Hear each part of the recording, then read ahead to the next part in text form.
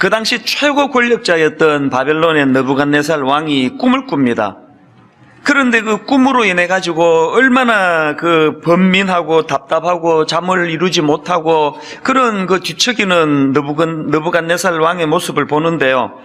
그 지난 특세 때도 잠깐 말씀을 드렸지만 자기 말 한마디로 사람을 죽이기도 하고 살기도 하던 그 어마어마한 권력을 가지고 있는 사람이 그 꿈 때문에 번뇌하고 잠을 이루지 못하는 그런 뒤척이는 모습을 보면서 이게 인간이라는 거예요.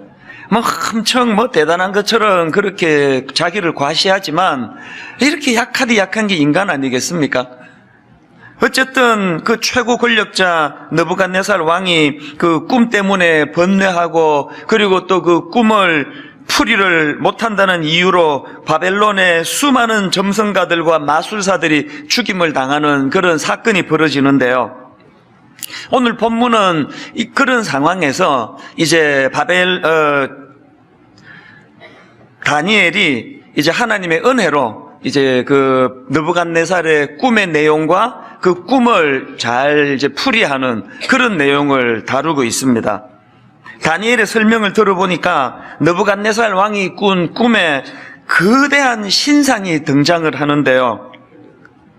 그 신상의 머리는 순금으로 되어 있고 가슴과 팔은 은, 그리고 배와 넓적다리는 놋쇠로 되어 있고 무릎 아래는 쇠, 그리고 발은 진흙과 쇠가 뒤섞여 있는 그런 그 아주 희귀한 모양을 하고 있습니다. 그런데 갑자기 돌 하나가 날아와 가지고는 이 거대한 신상을 부셔버리는데요. 그리고는 그 돌이 온 세상을 가득 채우는 그런 내용의 꿈입니다. 다니엘이 이런 꿈의 내용을 설명하고는 이제 그 꿈을 이제 풀이해 주는데요. 금으로 된 그 신상의 머리는 느부갓네살 왕을 상징하는 것이고, 그리고 이제 나머지 부분들은 앞으로 등장하게 될 그 나라들이라고 그렇게 해석을 해줍니다. 사실 오늘 본문에 나오는 이 다니엘의 이 꿈풀이는요, 지금까지도 학자들이 여러 갈래로 해석이 분분합니다. 어느 해석이 정확한지는 하나님만 아시겠죠. 그러나 사실은 그런 깊은 어떤 그 학자들의 해석이 아니라도요, 그 느부갓네살이 꾼 꿈의 내용을 보면은 이게 하나님이 한 두 가지 메시지를 말씀하기 원하시는구나 금방 알 수 있습니다. 하나는 뭡니까? 이 세상 나라는 어마어마한 그 신상처럼 화려하고 거대해 보이지만 그러나 결코 영원하지 않다는 거예요. 그런가 하면은 또 한 가지 메시지가 뭘까요? 하나님께서 이 주권적으로 이 세상 나라를 심판하시고 영원한 하나님 나라를 세울 것이다.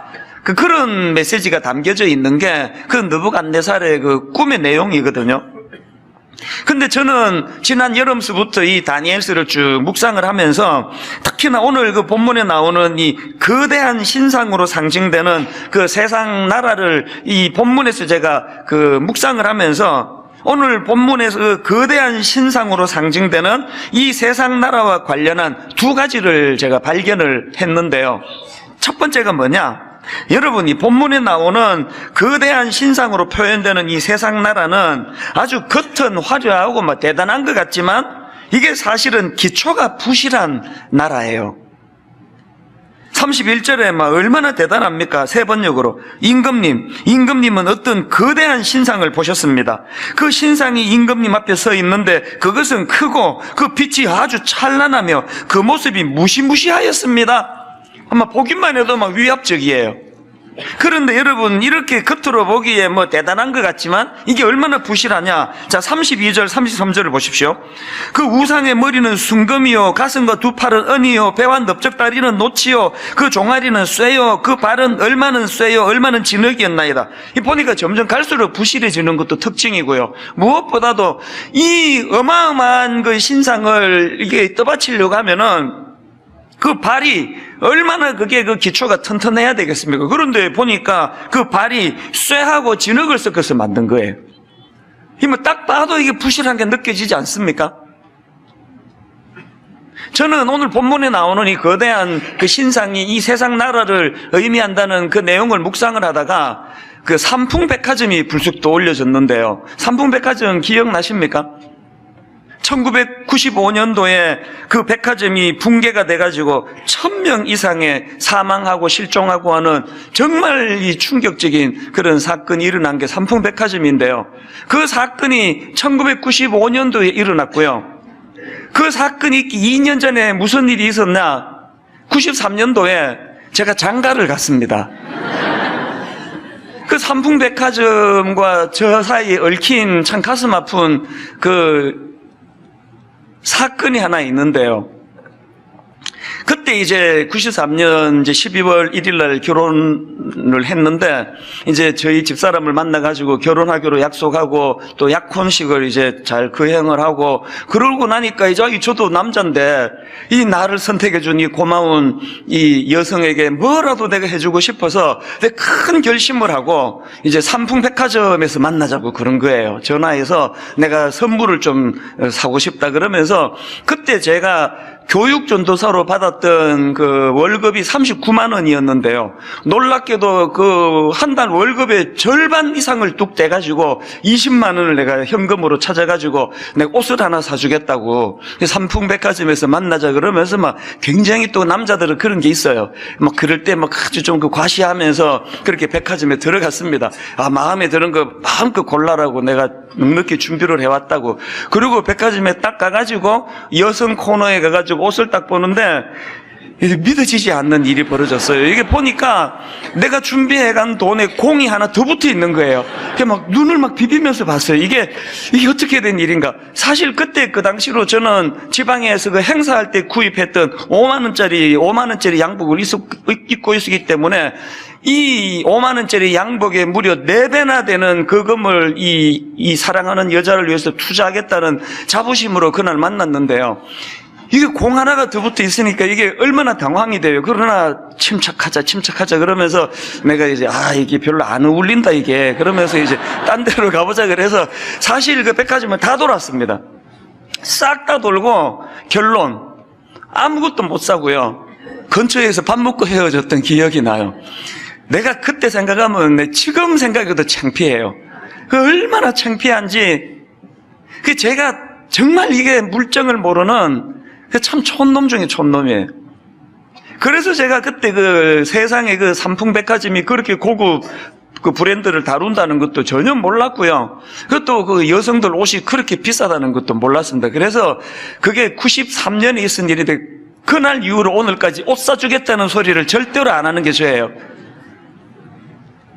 그렇게 삼풍백화점 앞에 제가 그렇게 위축이 됐었는데, 그러고 2년이 있으니까 세상에 그렇게 화려하고 비싼 그런 그 물건들로 가득 차 있던 그 화려한 그곳이요. 기초가 얼마나 부실했던지. 그렇게 그냥 붕괴가 돼가지고 1000명 가까운 그런 사람이 죽고 다치고 하는 그런 일이 일어난 거예요. 제가 오늘 본문에 그 느부갓네살 왕이 그 꿈에 본 그 신상이 이 세상 나라를 상징한다 할 때 자꾸 그 삼풍백화점이 생각이 나는 게 상징적으로. 이처럼 겉은 화려하지만 사실은 기초가 부실한 게 그게 이 세상 나라고요. 그런가 하면은 또 하나 굉장히 중요한 포인트를 내가 발견했는데요. 여러분, 세상 나라가 이렇게 기초가 부실한 그 신상 같은 것이지만, 그러나 그 신상이 무너진 거는 그 기초가 부실해서 무너진 게 아니에요. 느닷없이 날아든 돌 하나가 그거를 부셔뜨렸지, 자체적으로 부실해서 그 삼풍백화점처럼 붕괴된 게 아니라는 말씀이 뭘 의미할까요? 34절에 보니까 또 왕이 보신즉 손대지 아니한 돌이 나와서 신상의 쇠와 진흙에 발을 쳐서 부셔뜨리매, 이거 보니까 자체 부실로 무너진 게 아니라 손대지 아니한 돌이 날라와서 부셔졌고, 또 하나 중요한 포인트는 뭐냐, 이게 서서히 막 붕괴되는 조짐이 보였다가 붕괴된 게 아니고요, 느닷없이 부셔져 버렸어요. 오늘 우리가 이 세상을 바라보면서 이 세상에 위압적이고 상상할 수 없는 그 앞에 교회도 위축이 되고 초라할 수밖에 없지만, 우리가 뭐 힘을 좀 모아가지고 규합해서 물어뜯는 세상이 아니에요. 그걸 하나님이 하시는 거예요. 느닷없이 이 악한 세상을 심판하시는.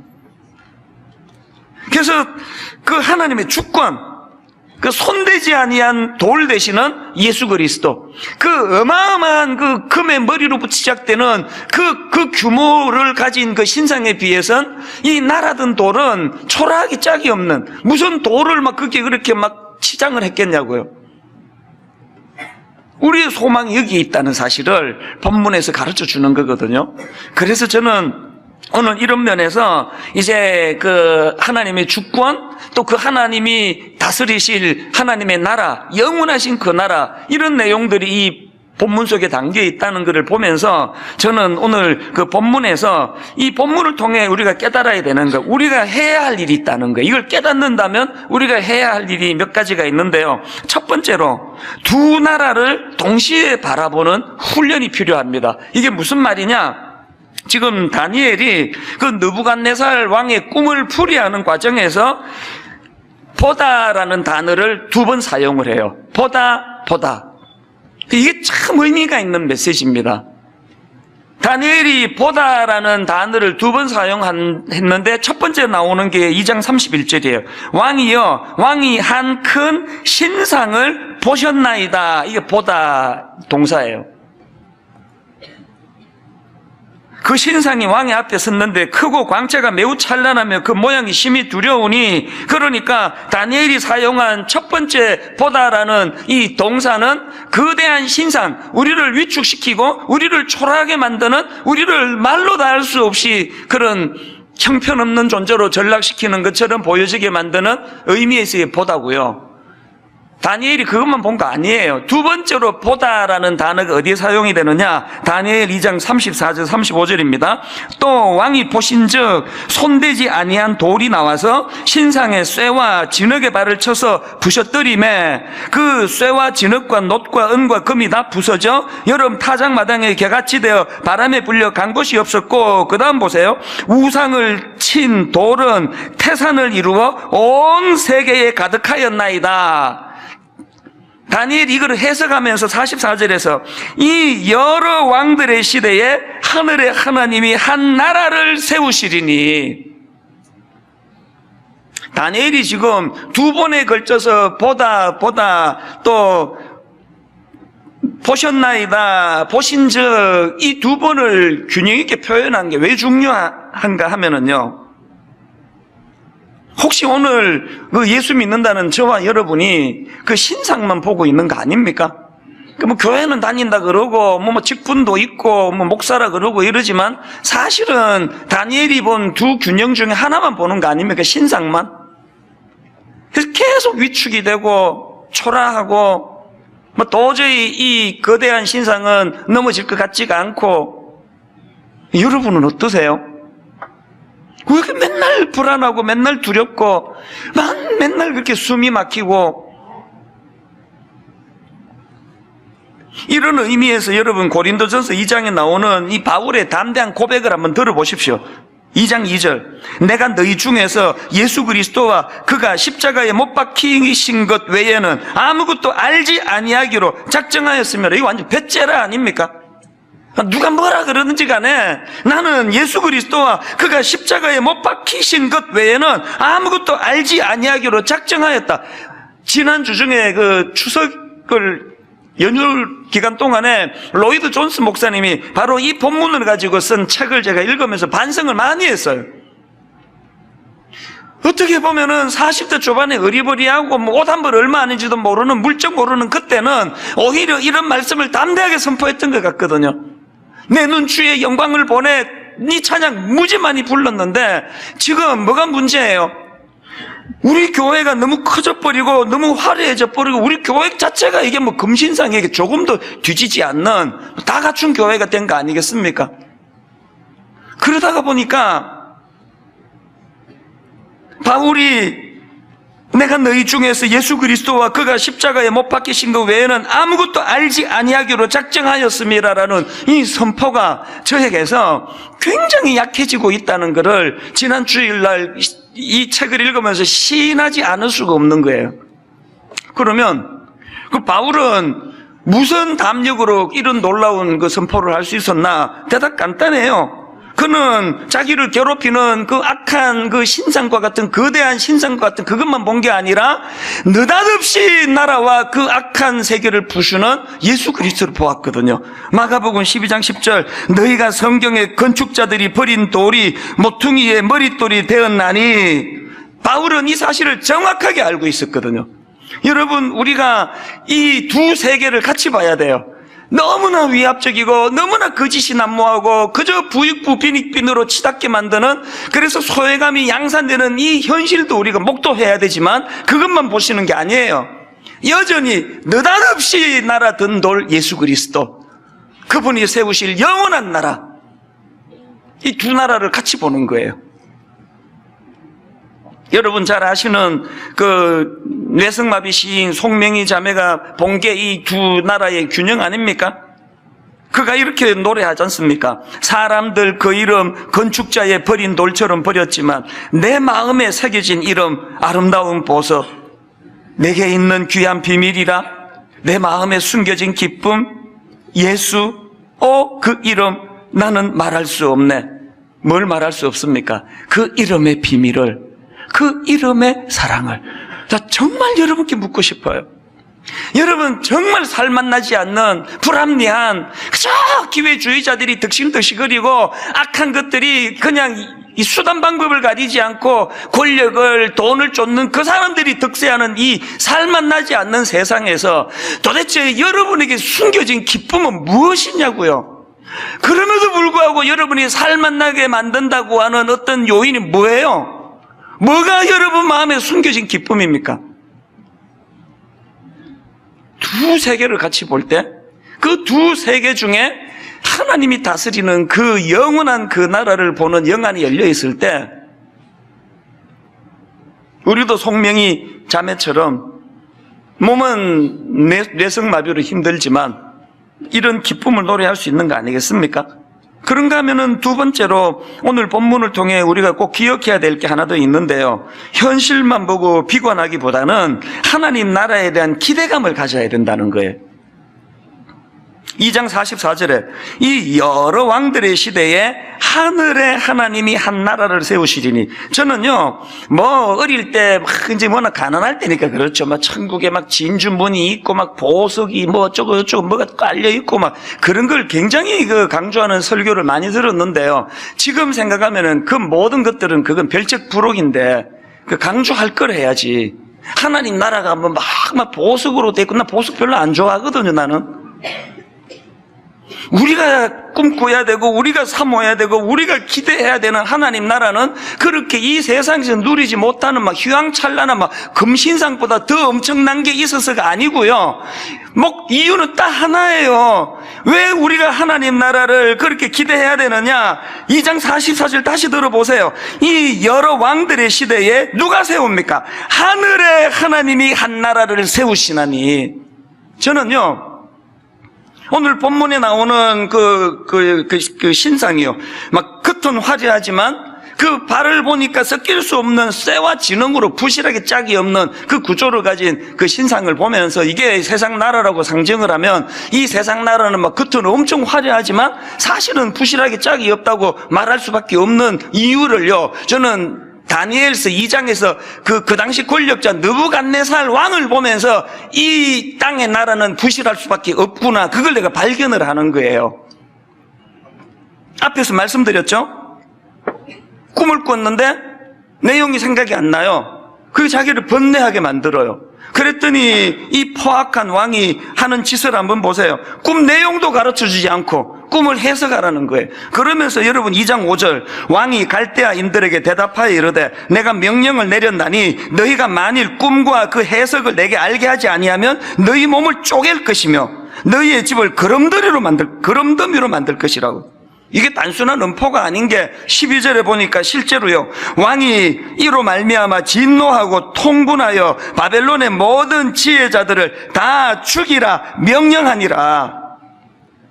이 세상 나라가 너무나 화려하고 너무나 매력적이고 너무나 달콤한 것 같지만 부실하기 짝이 없는 나라일 수밖에 없는 거는 통치자가 부실하기 때문이라는 거예요. 경험하고 있는 거 아닙니까? 매 선거 때마다 막 온 나라를 그냥 몸을 다 불태워가지고 나라를 살려낼 것처럼 표를 구걸하던 그 정치가들이 지금 계속 신문에 나는 이야기들 보면은 공금을 얼마로 헤쳐먹고 뭐를 헤쳐먹고 이게 계속 나오는 게 그런 이야기 아닙니까?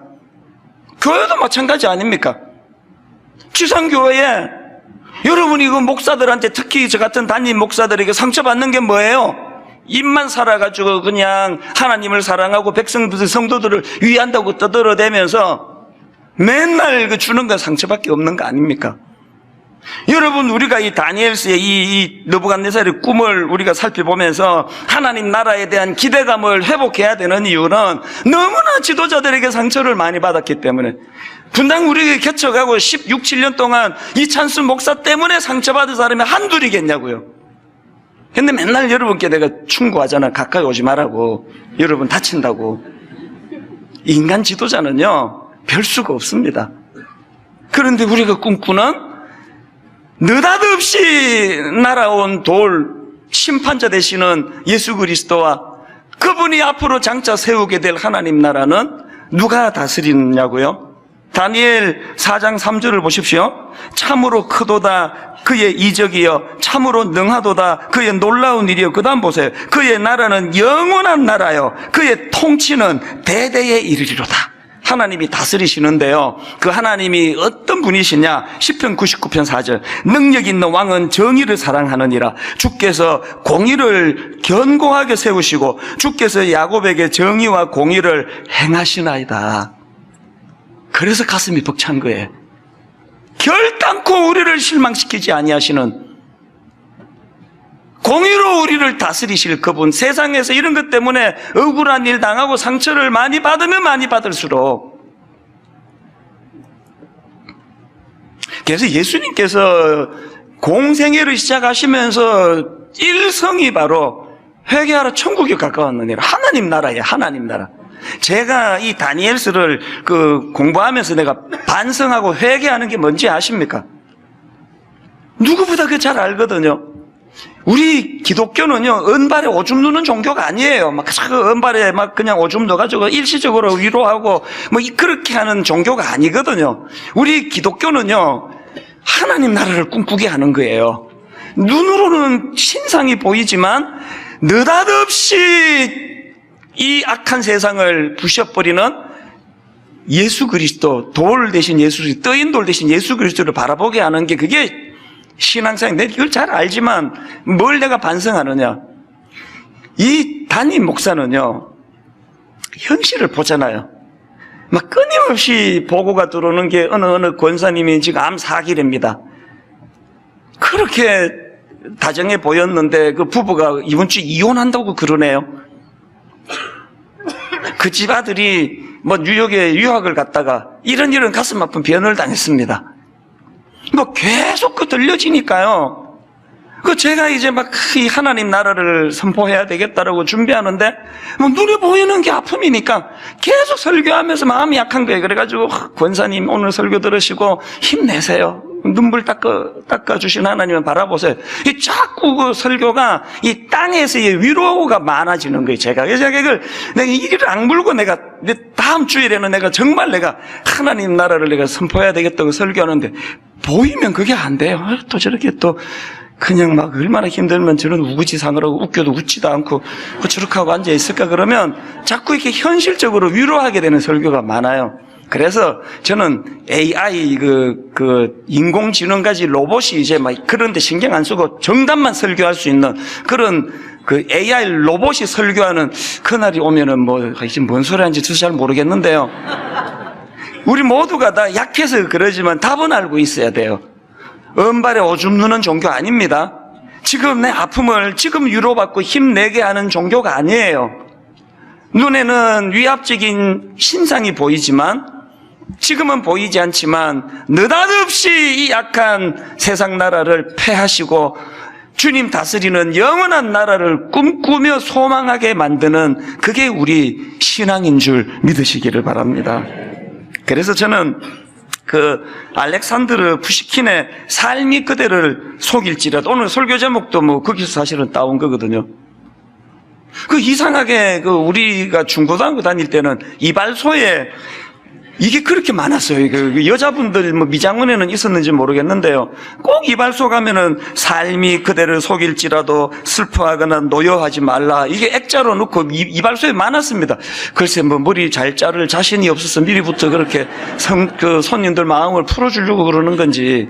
제가 최근에 이 설교를 준비하면서 이 찾아봤거든요. 푸시킨의 삶이 그대를 속일지라도 하는 이 시가 너무 좋은 내용을 담고 있다고 들어보세요. 삶이 그대로 속일지라도 슬퍼하거나 노여하지 말라. 슬픈 날에는 참고 견디라. 즐거운 날이 오고야 말리니. 마음은 미래를 바라니 현재는 한없이 우울한 것. 모든 것 하염없이 사라지나 지나가 버린 것 그리움 되리니. 삶이 그대로 속일지라도 노여워하거나 서러워하지 말라. 절망의 날 참고 견디면 기쁨의 날 반드시 찾아오리라.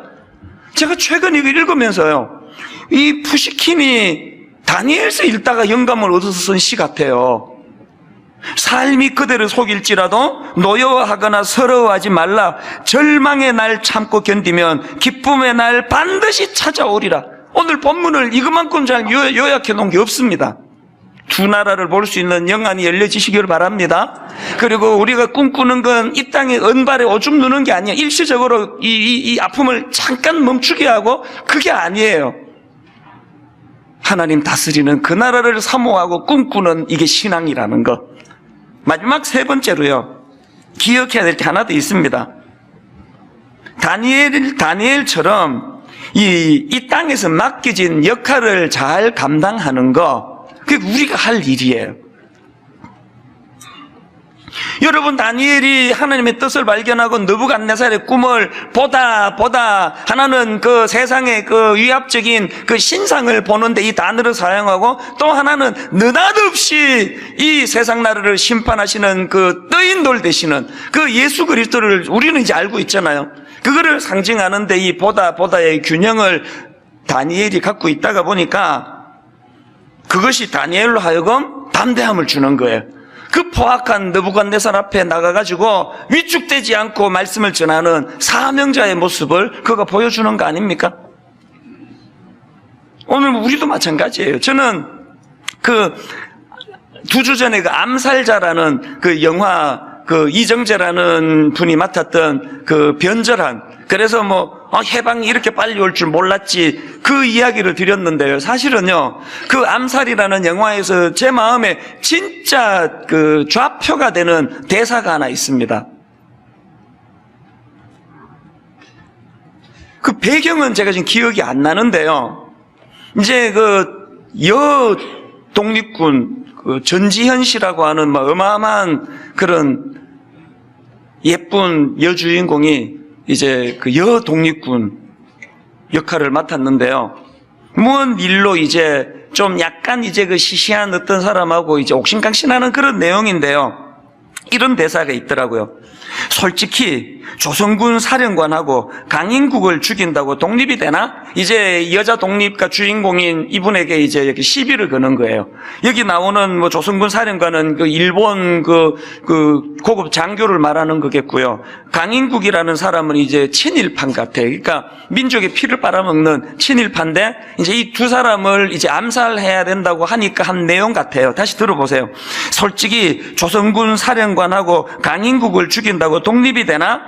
그렇게 도발적인 질문을 던지니까요, 여주인공이 동문서답을 해요. 이렇게 이야기합니다. 그 말을 받아가지고, 우리 만주에서는 지붕에서 물이 새거나 벽이 부셔져도 고치지 않았어.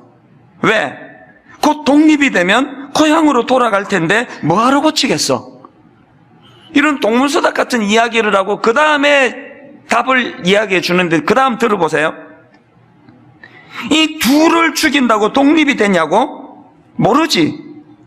그렇지만 알려줘야지. 우린 계속 싸우고 있다고. 돈 때문에 뭐든지 하는 당신처럼 살 수는 없잖아. 이 둘을 죽인다고 독립이 되냐고? 모르지. 그렇지만 알려줘야지. 우린 계속 싸우고 있다고. 돈 때문에 뭐든지 하는 당신처럼 살 수 없잖아.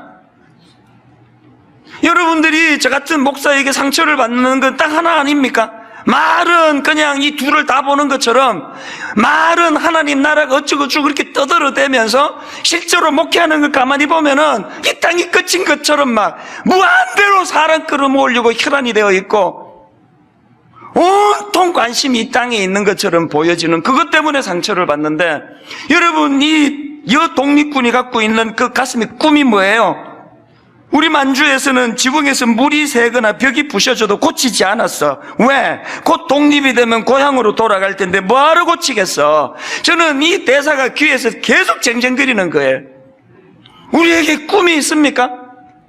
여러분 이 불합리한 세상에서 그렇게 떵떵거리고 잘 못 사는, 그리고 제대로 믿어보려고 하다가 실패하고 손해보는 그런 억장이 무너지는 현실 속에서 우리 이렇게 대사를 외울 수 있습니까? 지금 우리가 살고 있는 이 땅은 만주라는 게 만주. 곧 주님 다스리실 영원한 나라가 도래하면 미련 없이 털고 주님 나라로 가야 되는데, 이거 지붕 좀 새는 거 고치는데 에너지를 허비하고 싶지 않다는 거 아닙니까? 그 둘 처단에서 독립이 되는 건 아니지만, 그렇지만 알려줘야지 우린 계속 싸우고 있다고.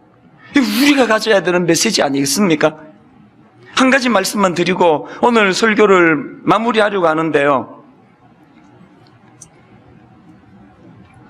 2주 전에 그 특세 기간에 저는 이 집에서 이제 애들도 뭐 입시생도 있고 여러 가지로 이제 막 그 방해되는 요소가 많아서 특세 기간에 이제 혼자 지냈습니다. 그 선교관, 이제 우리 교회에 선교관이 있거든요. 해외에서 선교사님이 오시면 기거할 데가 없는 그런 가슴 아픈 현실이기 때문에 그 선교사님들이 와서 이제 뭐 2주든 또 석주든 이제 좀 머물다 가시는 용도로 선교관을 저희가 몇 개를 마련하고 있는데요. 다행히 그 특세 기간에 아무도 그 선교관에 예약이 안 돼 있다는 거예요. 그래서 제가 내 좀 쓸 수 없느냐고 그래서 한 주간을 썼습니다. 그리고는 뭐 방해하는 사람이 없으니까 특세 내내 한 8시나 9시 돼서 잠이 들면은 한 12시나 1시쯤 일어나서 이제 설교를 집중이 너무 잘 되거든, 그 시간이. 진짜 신기하게요. 마지막 날이에요, 마지막 날. 토요일 날 이제 동판 나눠주고 뭐 이게 특세 다 끝나고, 그리고는 이제 마지막으로 그 선교관에서 토요일 저녁에 또 초저녁에 자고, 그때도 밤 한 12시쯤 일어난 것 같아요. 그리고는 이제 그게 그 설교 준비, 그 빼앗긴 들여도 봄은 오는가, 그 설교를 이제 마무리를 하고 있는데요. 한 새벽 3시 전후에요. 바깥에서요, 목소리가 애떠요. 들어보니까 그 청년인 것 같은데요. 그 술이 취했어요. 막 얼마나 큰 소리로 그 절규하듯이 소리를 지르는지 뭐라고 막 소리를 지르는데요. 제가 딱 2마디가 들려졌어요. 나 좀 내버려 두라고, 나 좀 내버려 두라고. 이거를 막 계속 반복해서 이야기를 하고요. 나 좀 내버려 두라고. 그리고 또 이 청년이 술에 취해가지고 절규하는 한마디가 더 있었는데요.